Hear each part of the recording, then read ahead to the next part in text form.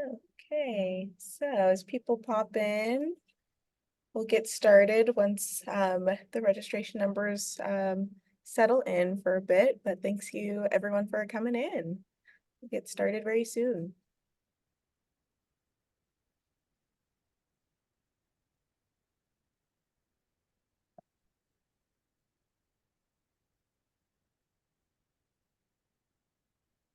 All right, hello everyone popping in. So we'll be getting started in a second, just letting some people get in and then we'll start the panel.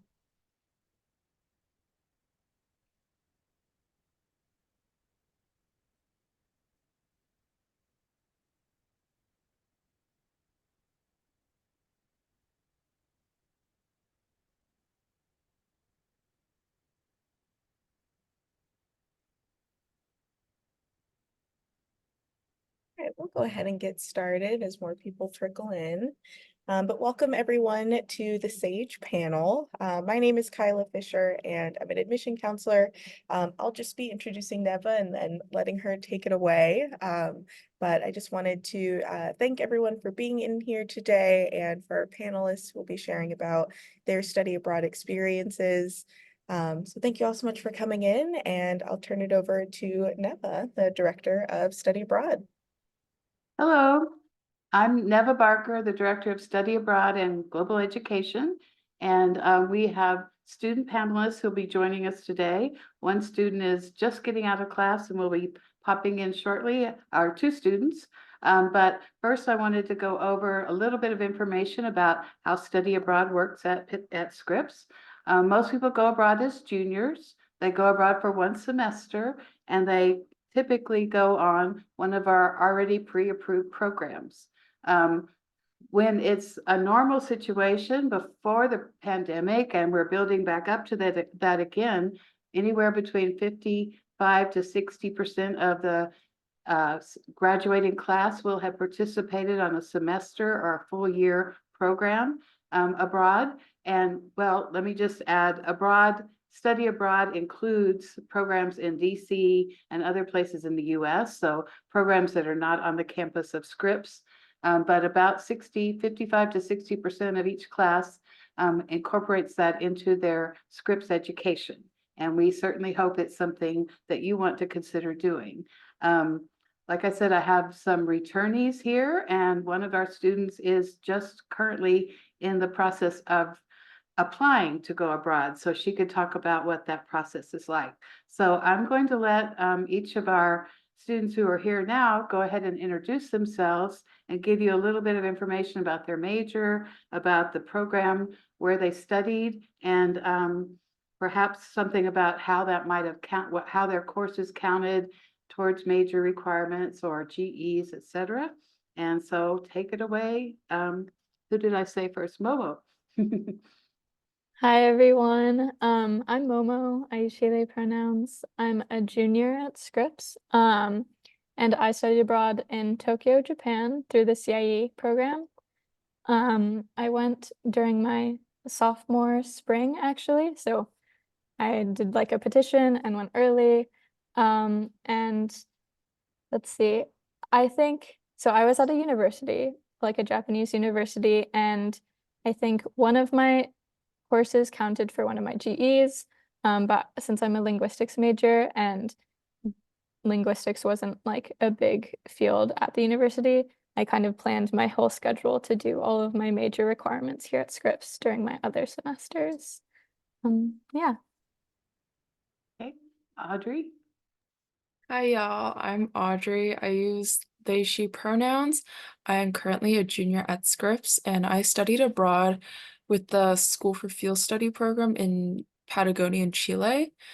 Um, so I was abroad last semester, which is what most students do here, either like junior, fall, or spring. And my program was different than what a lot of people do, in that it was a field-based program. We had a very small cohort of about 30 students, and we were the only American students in the town that we were in. And we did a lot of field work. A lot of our lectures were out in the field. We did a lot of traveling, and we got to see a lot of cool places. So I'll take this time to quickly just explain that we have about what we put into 5 categories of the types of programs students can do.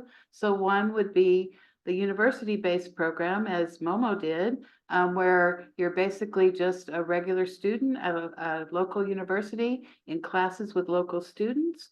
In the case with Sophia University, where Momo was, the courses were taught in English that she took. So that's how that program works.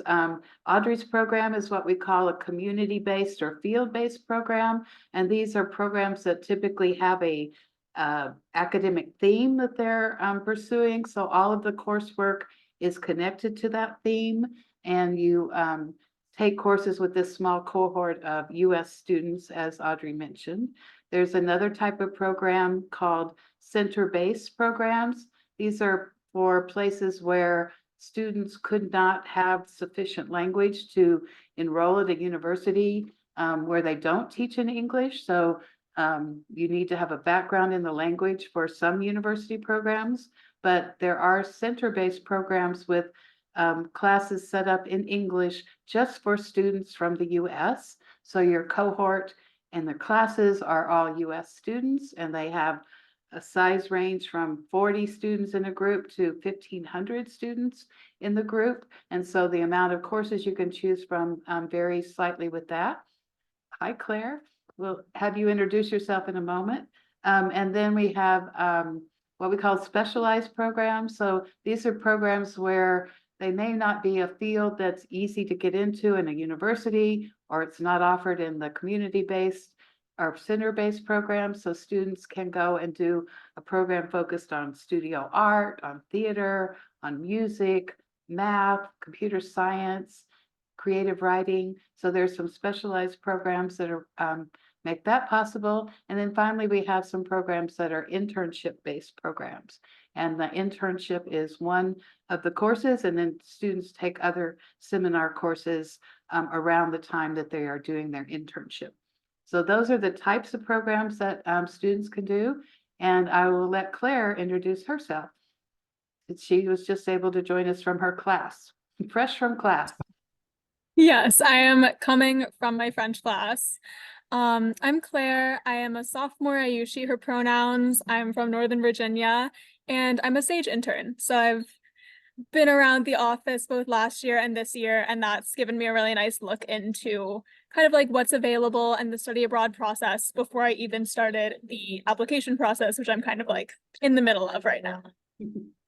And full disclosure, Momo also works in our office, so they have a very insider perspective on things. So for the first question, I wanted to ask each of you to think about when you started thinking about going abroad, what kind of preparation you did, and when do you recommend students begin to start thinking about this? So I think we have Audrey going first this time. Yeah, so I would say I was like passively thinking about studying abroad like right when I got to Scripps. It was something that I was very excited for coming into college, and I knew I wanted to do it. So it was kind of just a matter of planning it and applying and doing it. Um, I would say so I mean, I think Neva can speak more on this, but the way applying for study abroad at Scripps, like applying to take the semester elsewhere, that application is due about a year before you would go abroad. So, for example, I went abroad last fall, so fall 2023. So I turned in my application fall 2022 when I was a first semester sophomore.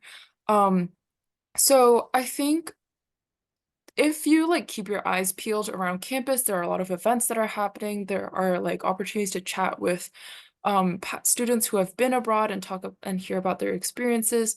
I really remember there was like a study abroad fair where different programs came to with like booths and like flyers, and they were able to talk about their different programs. And that's where I learned about two uh field-based programs, School for Field Studies and SIT. I don't remember what that stands for. I ended up choosing School for Field Studies, SFS. But Yeah, I would definitely start thinking about it, like fall of your sophomore year, if not maybe even the summer before, because a lot of times applying takes time. You have to check in with your academic advisor and see if you're able to, or if you want to transfer any credits back to your graduation or major requirements here. And so all of that takes time. You know, you're busy, your professors are busy, so it's better to start earlier than later, especially if there's some hiccups along the way.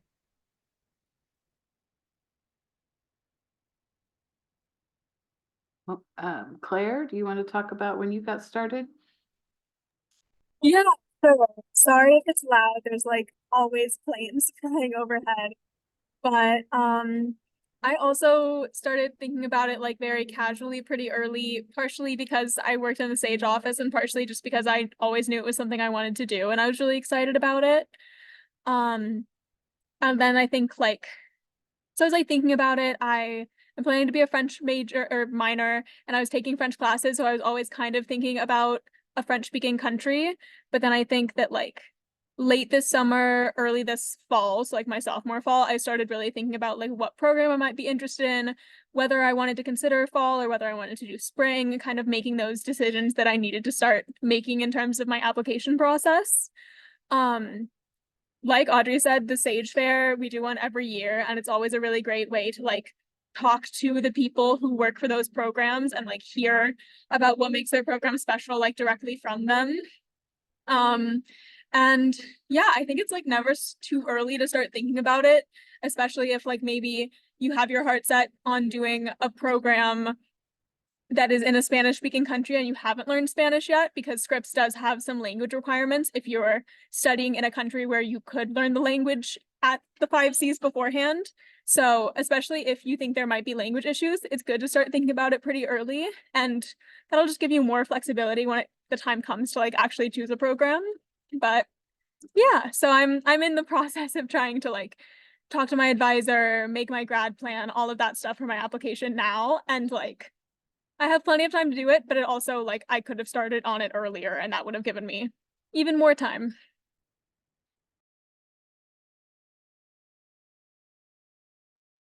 Yeah, I think well, so my mom is from Japan and she studied abroad in college in the US, and like that was definitely a very good experience for her, which I've heard about. So I feel like since I was a kid, I think I knew that I wanted to study abroad in Japan. But definitely started thinking more about like specifics and stuff when I got to Scripps. Neva hosts a lot of like info sessions, so that was a very good way for me to figure out some of the details. And then we also have Sage chats where like for attorneys, we basically get to do this, but in a slightly more like small private setting. And that was a really great way to ask attorneys very specific questions about their experiences and all of that.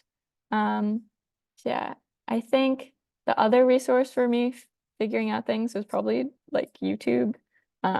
Just saying like college experience in Japan or in Tokyo, or like students at Sophia University. And I think that was a very fun way also to kind of get information that was very specific to my program. Thank you. Like I said, most people go abroad as juniors, although we do recommend that students, you don't have to rush in the minute you get to Scripps and start thinking about it, but you certainly can. But we do have information sessions offered once per week throughout each semester. And so that's the mandatory first step. That gives you a broad overview of the many factors that you will want to be considering as you're looking into programs, so that you know how this will work out. You start talking to faculty advisors, you start talking to returnees about their experiences, etc. So a good time to get started in that is probably not too early, perhaps in the first or second semester of your first year is not a bad time to get started and just get that overview of like, oh, okay. And then over the summer is a good time to start maybe digging in and looking at particular programs. Momo had to start early because she wanted to go abroad as a second semester sophomore. So she had to petition for that in the second semester of her first year. So it's never too early.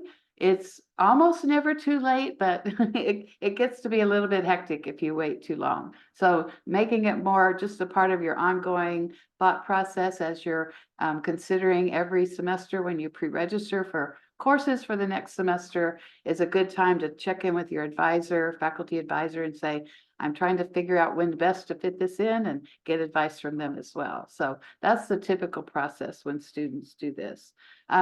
As interns in our office and as a returnee who gets a lot of people directed her way or participate on stage chats, what's the most common question you get from students as they are finding out that you have this experience or you might have some knowledge about it? What are they concerned about? What are they wanting to know more details about? So I think I had, Jim is not here, so Claire, can you? Oh, no. Yeah, just go for it. Whoever wants to start. I can start. I'm not sure. I think that a lot of people are kind of just curious about, like, there are schools that run their own study abroad programs, and every school kind of does study abroad differently. So I feel like with the basics, people are just curious about the Scripps Sage study abroad culture or structure, where it's like you apply to Scripps to get permission to study abroad, and then you're applying from like a whole selection of programs. So like it's not Scripps running the study abroad program, but Scripps kind of like facilitating you working with another program. So I think that like sometimes that's just new for people and they're curious about that. And then just like people being curious about like how the different basic programs work, because there are programs where you take classes with a provider and then you might take like one class at a university in the country that you're studying in, versus there are programs where you're doing everything basically with your provider and your study abroad group, and that might allow you to do, I don't know, more bonding as a group or more like site visits, field work. And then there are other programs where you're doing a lot more work with universities and you're much more like taking almost every class in a university setting, whether that is in English or in the language that you are studying in. So I think that like as a baseline, people often just try to figure out like, what kind of school am I looking for? What kind of program structure am I looking for? What kind of like housing am I looking for? Because some people do homestays versus other people like live in like dorms or apartments or live just with their study abroad group. So I feel like I often get questions like from my friends when we were all starting the process of just like, what are these different options? Momo? Yeah, I think Claire covered like the vast majority of fields. I think I do definitely get questions about petitioning because it's somewhat rare. Because I had to petition for sophomore year, and I did that just because of the timing of my program. It's on the Japanese academic calendar, so it was beginning of April to the end of August. And I just wanted to do that earlier in my like Scripps time. So I actually was just meeting with a student who wanted to similarly do it during their sophomore spring. And then I also did a homestay, and I think that's always like a dilemma that students have if they have the option whether to do a homestay or a dorm. I had a really lovely time with my host family, and yeah, I think those are probably the main questions that I'm getting. Audrey, do you get many questions or have you discussed your program with other students? Not not in the way that like you guys have as interns, but I think kind of adding on to the whole petition thing, I actually petitioned to forego the Scripps study abroad language requirement. So as a Scripps student, everyone, regardless of whether or not you study abroad, you have to do 3 semesters of a language or you test out.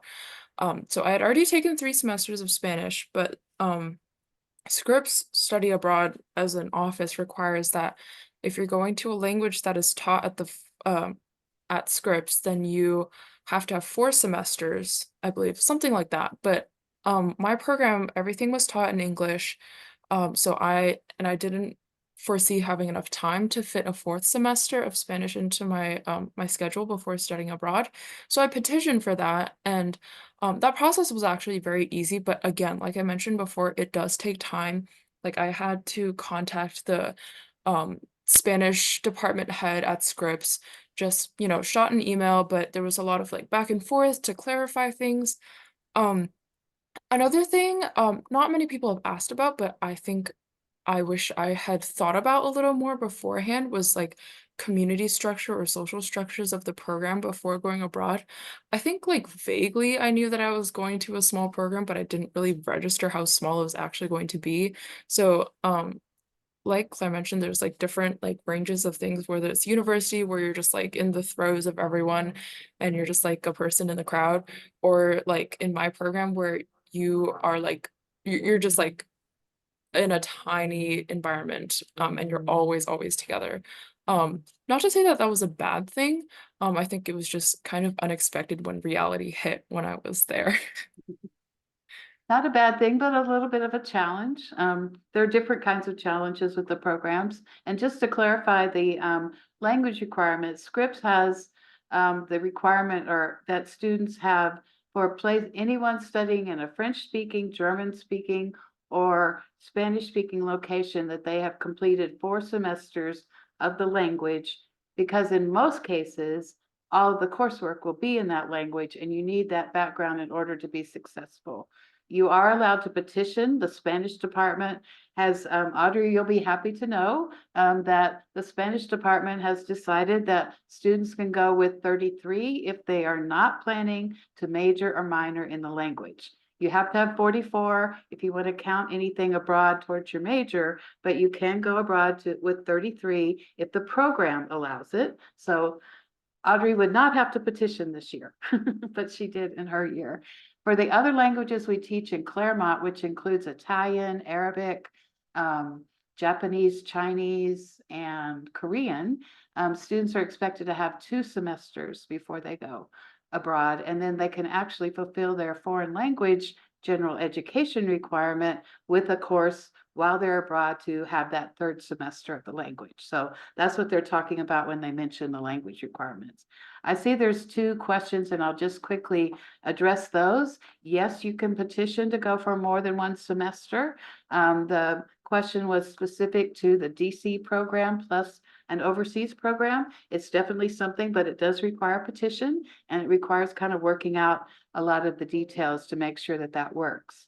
The other question was about the programs offered by other schools. We have a list of approved programs at Scripps, and essentially what that means is we have a lot of experience with these programs, or most of them. Students go on a regular basis. We get feedback, so we can very more thoroughly advise students about those particular programs, but you are welcome to petition for others. And the 5 Cs, some of us approve the same programs, but others have their own independent things that they have on their list because they're appropriate for their particular students in their situation and their requirements. So there is some variation, but Scripps, you can petition for any program. There's a set of steps that you do to make sure it meets requirements for the bringing back the credit, et cetera. But it's not meant to be a hurdle. It's some effort to put in, but it's not meant to prevent people from doing the program that's right for them. But you do a little bit more of your own research on the program. So that's a quick answer to those 2 questions. The next question I wanted to ask students about was one of the essay questions in the application process. And I should mention it's a 2-step process. You apply to Scripps first. That's so that you can start thinking and know how these things will work, look at the classes that are available, et cetera. And we are not trying to stop people from going. We just want to make sure you didn't miss any important details, inform you of something that you might need to know about that program, et cetera. Or say, you say you want to do this, and there's this other program that might be better for you, you could consider. But anyway, that is not meant to be a deterrent for going abroad. You do need to meet the program requirements, et cetera. But then you would apply to the program. So you apply to Scripps first, and December 1st is when you would apply for fall of the following year and May 1st for spring of the following year. So you do apply not quite a year early, 9 months early. It's a birthing process, I guess. But anyway, so just some filler in the background. But I wanted students to talk about the goals. That's one of the questions we have in the essays. Or what are your goals? What are you hoping to accomplish? And I'm just curious to hear what things worked out, what things did you decide, no, that's not important, I'm not going to do that, or what do you wish you could have done better? And then Claire, if you would talk about the goals that you're thinking about now. So I guess we're starting with, it doesn't matter. Audrey, why don't you go first this time? Sure. So my goals that I wrote down were to get to know a new country. I've never been to Chile before, and then be more comfortable doing overnight outdoor and field work. And I'm glad to say that I have succeeded in both. Southern Chile near the poles is not a kind environment, especially in like the tail end of winter. So I got really, tough skin pretty quick. Don't let that deter you though. It was fun. And then yeah, I really got to know Chile very well. Our program, the way it's structured is we travel around the southern end of the country and also into Argentinian Patagonia. And we also had a lot of opportunities, facilitated or voluntary opportunities to interact and share experiences with the local communities there. And I think honestly, being able to spend time with the community there and connect with locals was one of the most valuable takeaways for me. So yeah, I'm happy to say that I've accomplished my 2 goals. Momo? Yeah, as I mentioned, like having Japanese heritage, I definitely was interested in kind of getting closer to that culture and community, and really getting better at the language. And I definitely think that I completed all of that, which was very good. I think before going, I was planning on doing like the intensive Japanese course, which when I arrived, I found out was like basically would take up all of your time in the week. Like the CIE staff were like, you should be very aware of how much work this actually is. And it is called intense for a reason. And so I kind of realized that talking to my host family, having time to like go explore the communities and like experiencing life in Tokyo and talking to native speakers there was perhaps a better use of my time than the intensive. So then I just did my like the normal Japanese class, and then I had a lot more time to also get involved in like the community and learn Japanese that way, which was definitely more fulfilling, I think, than doing like 10 hours of homework every day. Yeah. And Claire, what are your goals? And then we'll check back with you when you get back. Okay. In a way, very similar to Audrey and Momo, I think that, well, right now I'm considering different programs in France because I do want to like work on my French. And I think one of my big goals is to like go somewhere and settle somewhere where I do feel like connected to a community. Like, I think it is fairly easy to like have a study abroad experience where you like mostly hang out with other Americans and like don't have like connections with the community there if you don't like choose a program or choose activities that like promote that. So I'm really looking forward to like, I don't know, being part of a community somewhere. And then also I'm planning to stay in a host home, and I'd really like to just improve my French, both academically but also conversationally, because right now I feel like my speaking is not the most confident. So I'm looking forward to, I don't know, yeah, just like improving my French in the way that I will when I'm like speaking French in my everyday life and like creating relationships with people that I'm navigating through French. So I'm excited about that. Also just experiencing somewhere new in a country that I've only been to once, and yeah. Great, thank you. I'm going to hold off on the last question and just fill in a few details and then see if there are questions, and then I'll ask the last question I had you prepare or think about ahead of time. But just for information, the way the process works here at Scripps, students pay the same whether they are on campus or abroad. No matter what program you choose, no matter where you choose to go, everyone pays Scripps tuition, room and board on campus, and whether you're here or abroad, etc. The programs are varying costs, and many, I will be very transparent about, are less than the cost of Scripps, but the process, like we've mentioned, starts early. You're being advised before you go. You're abroad dealing with all that. There's a lot of preparation before you go. When you come back, there are some details to navigate and figure out. And there are many offices involved with this whole process: the financial aid office, the student accounts office, the dean's office, the registrar's office. So it's considered part of a Scripps education. So everyone pays the same tuition, room, and board. We then cover your housing, your meals, your tuition, a round trip airfare, the insurance that's required by many programs while you're on the program, as well as the support of your faculty and all the offices on campus that you are used to accessing. I lost my train of thought there, but generally it's the same whether you're on campus or off. There are some expenses related to study abroad that you wouldn't have on campus. You do need a passport to leave the country.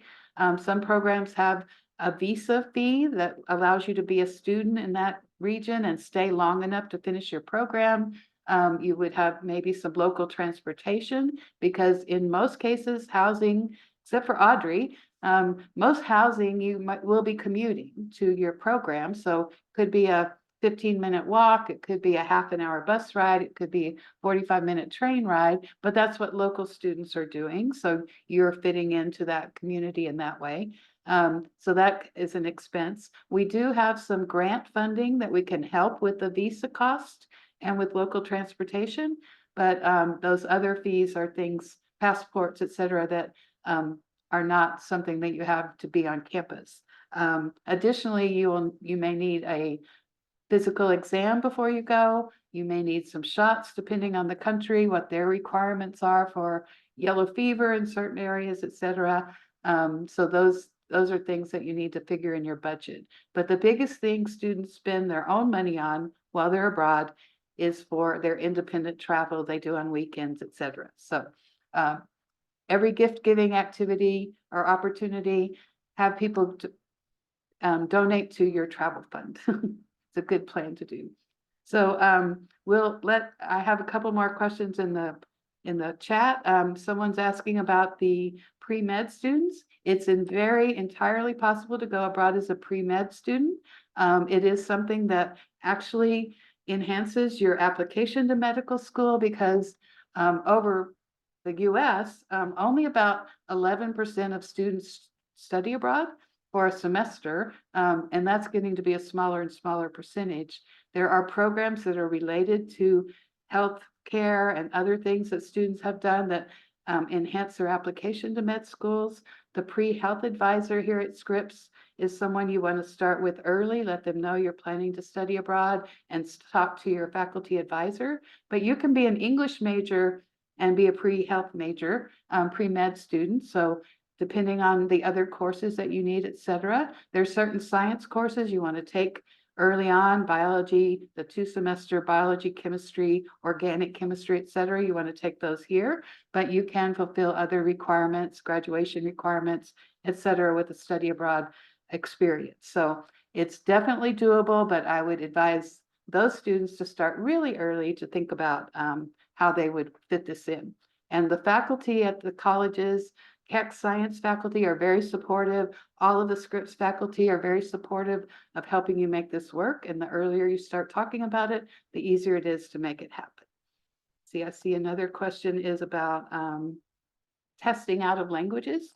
When you arrive at Scripps, or sometimes it's before in the summer, you'll take a placement exam, and it is possible to test into the second semester of a language, the third semester of a language, or completely fulfill the language GE requirement by testing at the fourth semester. So you could come into Scripps, test into 44, which is the fourth semester of Spanish, German, and French. Take that one semester and you're ready to go for the study abroad programs that have that requirement.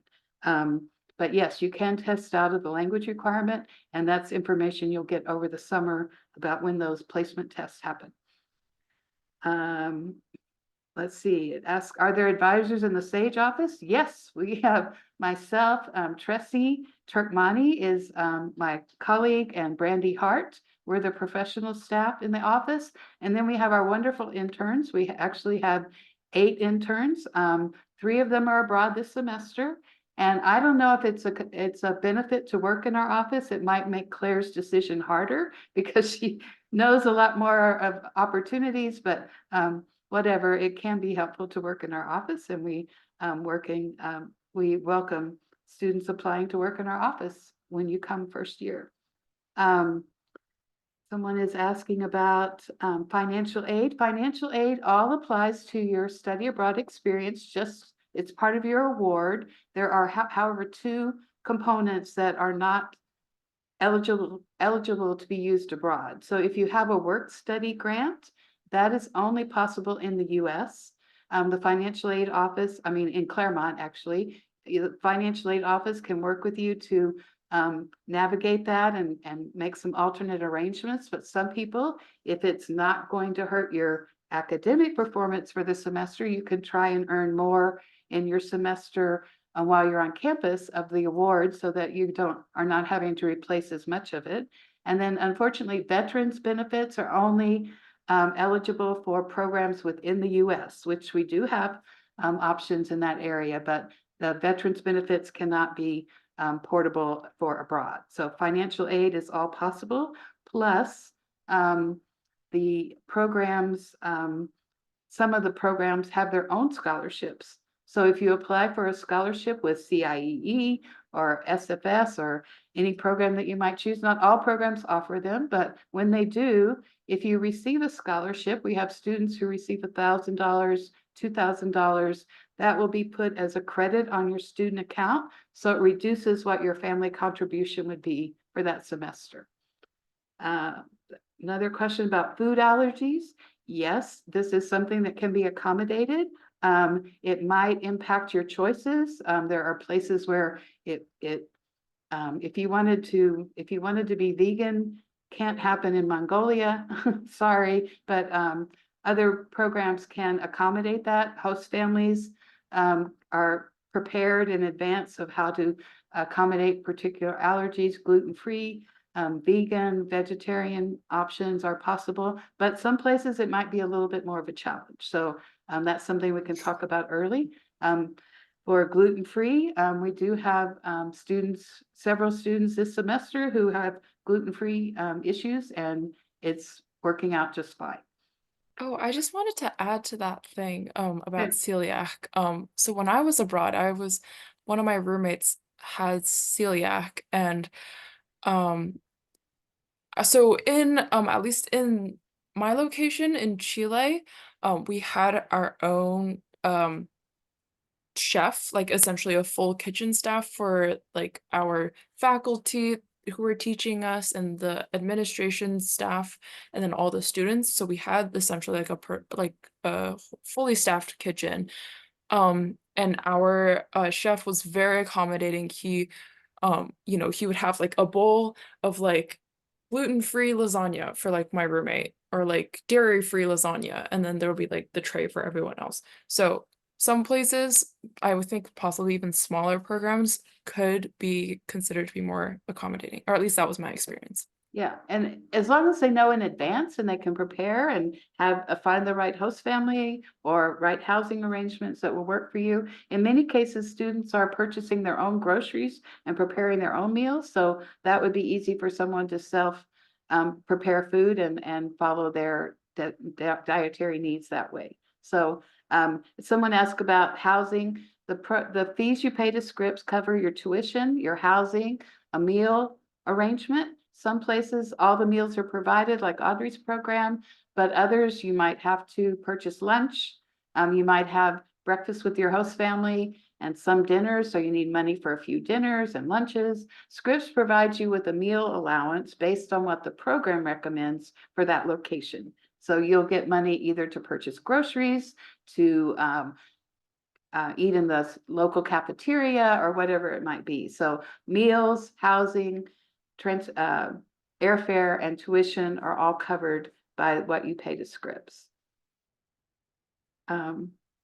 I don't see other questions at the moment, so I'll just quickly ask our last question if more questions want to come in.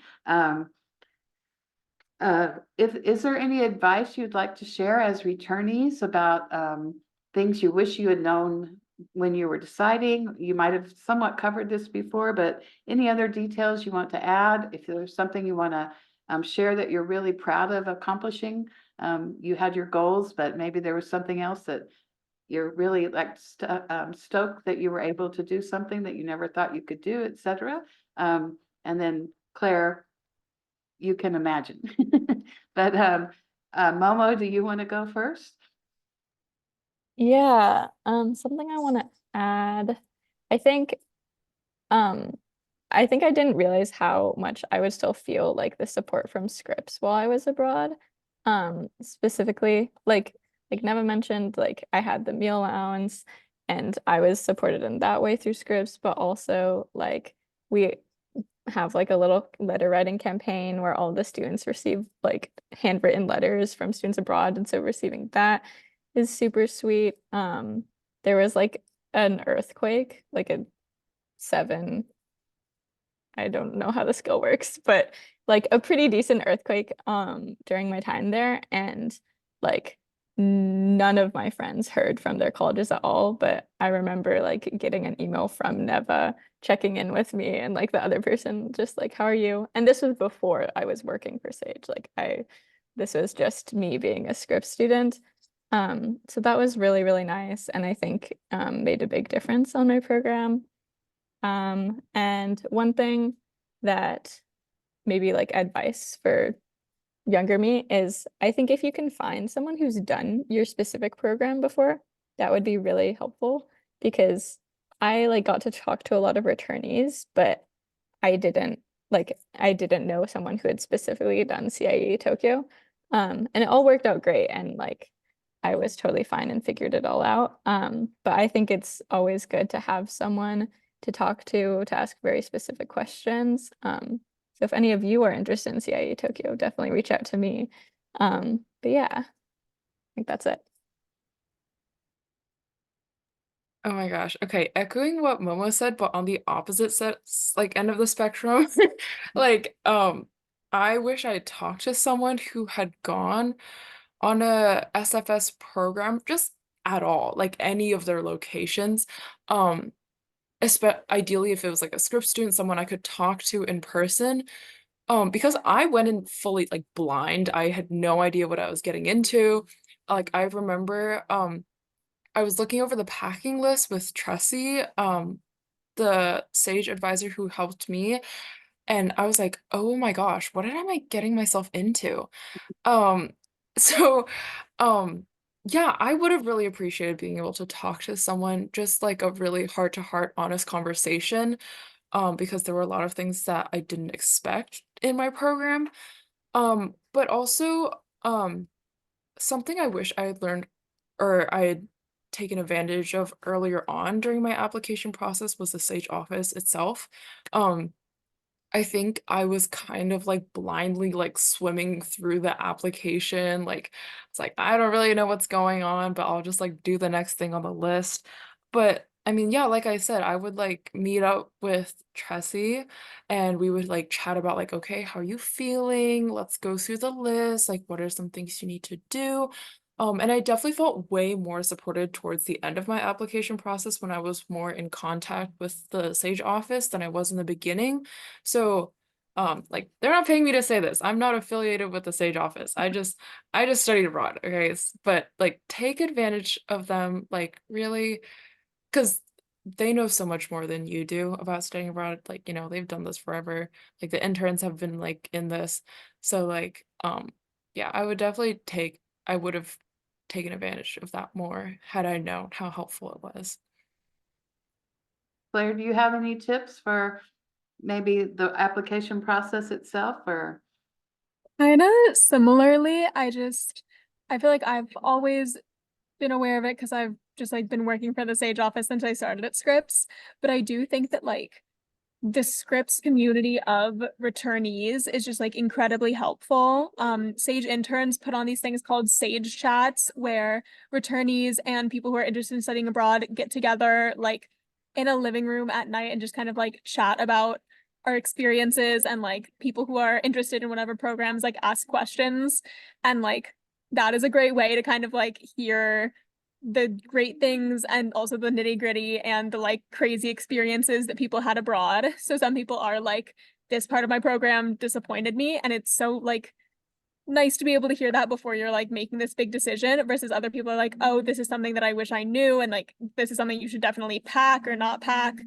And I've also just found that like people who are currently abroad or people who have returned from study abroad, if you like know someone who's done a program that you're interested in, they are so receptive to like talking about it. I'm working on deciding where I want to go right now, and last week I had a call with someone who's in Aix-en-Provence and a call with someone who's in Nantes, France, and hearing about their experiences, like just like FaceTiming them while they're in the middle of their study abroad program helped me so much, and like might have made my decision or at least helped me make my decision. So I don't know, the Scripps community is very, very supportive, and almost everyone is very down to like give you advice or like tell you how their experience was if you reach out. So I've been more and more aware of that and very grateful of it. Yeah, we have a lot of wisdom on campus, our returnees, and when both Audrey and Momo were applying, actually because of the pandemic, we didn't have that many people who were on campus who had done programs because study abroad kind of shut down for 2 years. And we only had a handful of people. But if we don't have someone who did the programs you're interested in, the organization themselves can connect you. We also connect with our colleagues at CMC and Pomona, Pitzer, Harvey Mudd, and ask if they've sent someone there that our students can talk to. So it's first years and sophomores may be hesitant to talk to a senior, but they love it. No one else, all their friends are tired of hearing about it. So if they get an eager set of ears who wants to hear all about their experience, they're very happy to share it with them. So I would say that would be a piece of advice that I would suggest.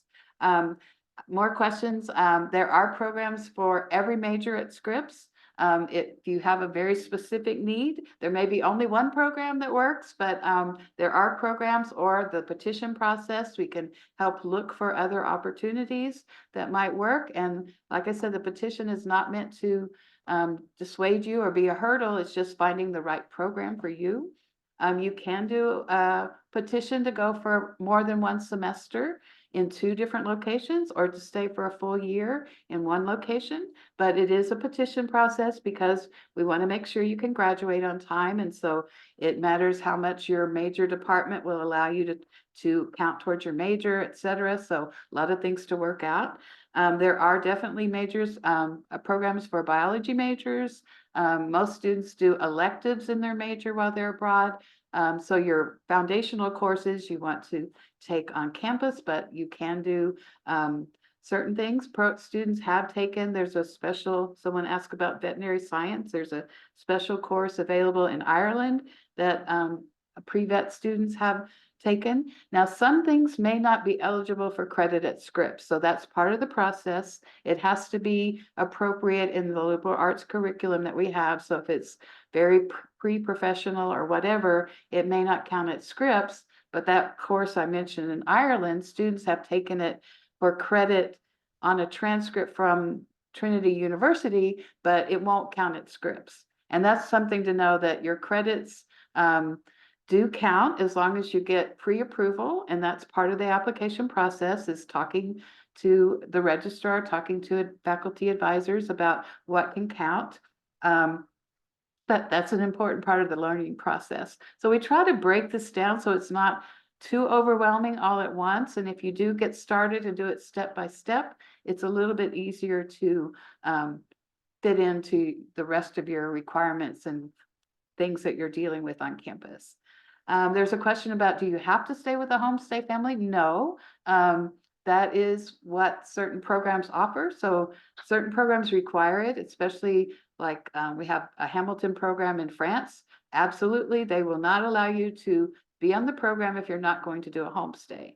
But other places have multiple options, or there's only one option. Audrey's program, she didn't have a choice. She's living with her whole group, with her faculty, eating together, all of that on that program. So it depends on the program. Some have multiple options, some have only one option. Do the 5 Cs all have the same process? No.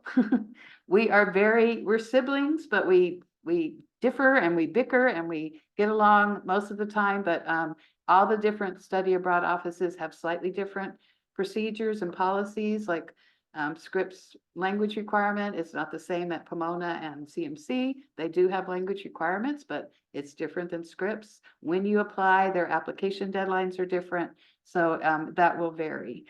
But if you found a program at Pomona, and especially if you're majoring in an off-campus major, so say you are doing a theater major, and that's your classes are going to be down at Pomona, the Pomona Theater Department will recommend or work with you to understand what can count towards your theater major down there. And so we do have a theater program, but they may know of others at Pomona, and you can certainly petition for those. Let's see. What else? We do not have short-term programs. So we don't have any Maymester. We don't have winter break programs. We don't have summer programs. You can do summer programs and transfer in credit, just like taking a class at a community college in the summer, but it's transfer credit. Our credit when you're abroad is considered resident credit. Very important to understand that your grades will be factored into your Scripps GPA. So it counts, it appears on your transcript. It's not transfer credit. So transfer credit, the courses are not listed on the Scripps transcript. There's just 2 courses of credit. That's it. But for the semesters that you study abroad, the courses are listed, the credit is listed, the grades are listed, and it factors into your GPA. Let's see, is it likely for someone to petition to do multiple study abroad and get denied?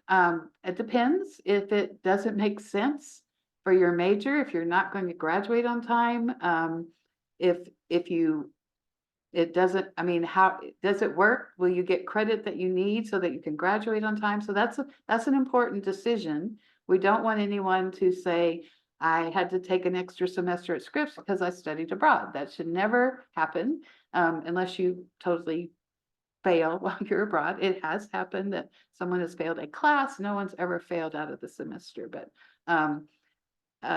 something that, no, I wouldn't say it's never denied, but it's something that we look into. And it does have something to do with space available. We want everybody to be able to have this experience for at least 1 semester.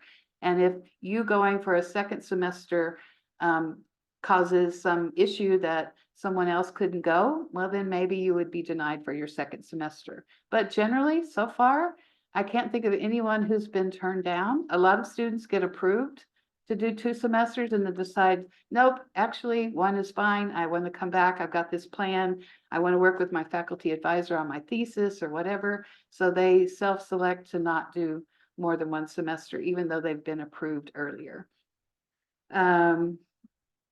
If you want to be a biology major but study abroad for Spanish, for many majors, it may work best to take care of your major requirements while you're on campus. There are ways to arrange your schedule. You have 8 semesters to fit everything in.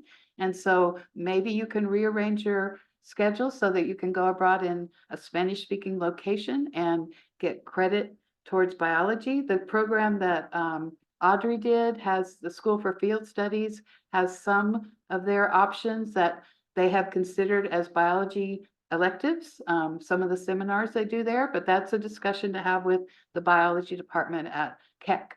and they work with you on that and tell you what you can take abroad. But you can also go abroad and not do anything related to your major at all. Just do graduation credits, credits for your GEs, etc. So definitely abroad, but all science majors, actually dance majors and art majors, I think the earlier you start planning, the easier it is to make this all work out, because you can plan to fit in your requirements in those first 2 years that you're here. Our program's competitive. Most are, if you meet the requirements, you're going to be accepted. However, spring is a very popular semester across the US. More students apply to go abroad in the spring than in the fall. And so in some cases, you could be shut out of a program. It fills up early, like the SFS programs, they have a certain number of students they can accommodate. Once they're full, they turn people down. So we have you, that's part of why our application deadline is early. December deadline for fall of next year, the fall deadlines are not until March. We get you in and you apply early, you're more likely to be accepted. If we see anything in the application that says, ooh, we know this program is really competitive, let's have a backup plan.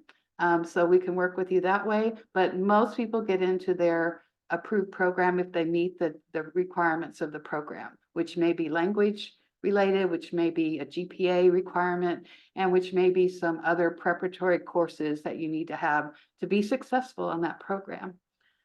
Yes, you do need to take a full load of courses while you're abroad.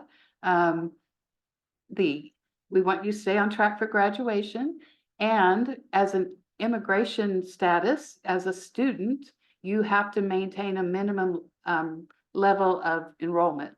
So you have to be considered a full-time student, however that is defined by that country. In most places, that is the equivalent of 3 courses at Scripps. So you could potentially drop down to 3, but we require that you start with with the equivalent of 4 courses at Scripps, which actually some programs, the credits are a little bit different. So you might have 5 courses in order to equal 3.75 courses at Scripps, but that's something we work with you throughout the process. But yes, you should be taking a full load of study while you're abroad. And you don't want to be out of status immigration wise, because you could be fined, you could be jailed, you could be banned from the country for the future. So it's something that you want to be legally in the country long enough to finish your semester. I think that is did I miss any questions? I think our time is about up. We appreciate this. Thank you to all 3 of our participants. I just got a note from the other student. She's not feeling well, so she apologizes, but I think you got some great feedback from them, and want to thank them for being here and being helpful with this process. And you have a lot of people to talk to once you get to Scripps. We love talking to students. We're here, we're open. I've only been cranky once, I think, but and Momo and Claire have been paid to say nice things, but Audrey's was true what she said. No. Anyway, yeah. I think another question. Oh, thank you all. Yes, thank you to everyone. Let me post something in the chat real quick. All of our links. If you want to be in touch with me, with our office, our Instagram account, where you can see some little videos and students, which Claire's responsible for. You guys should all follow our Instagram account. We do boring posts that you don't care about like info sessions. We do student highlights where people who are currently abroad send in photos, send in captions or little descriptions of their time, so you get to hear directly from them, often while they're still studying abroad. And occasionally we do day in the lives where students who are currently abroad like take over our Instagram story and like post their daily routine, which is super cool. So if you want to look inside of different programs that Scripps students are currently doing, you should follow the Instagram.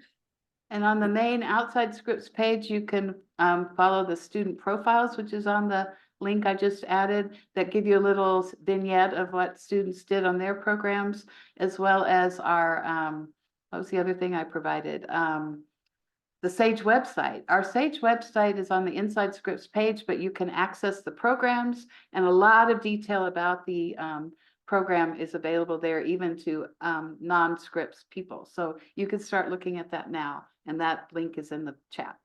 Thank you so much. Turn it back over to Kayla.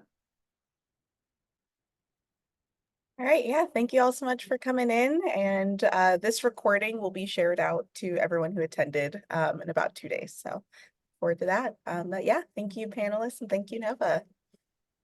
Bye everyone. Bye.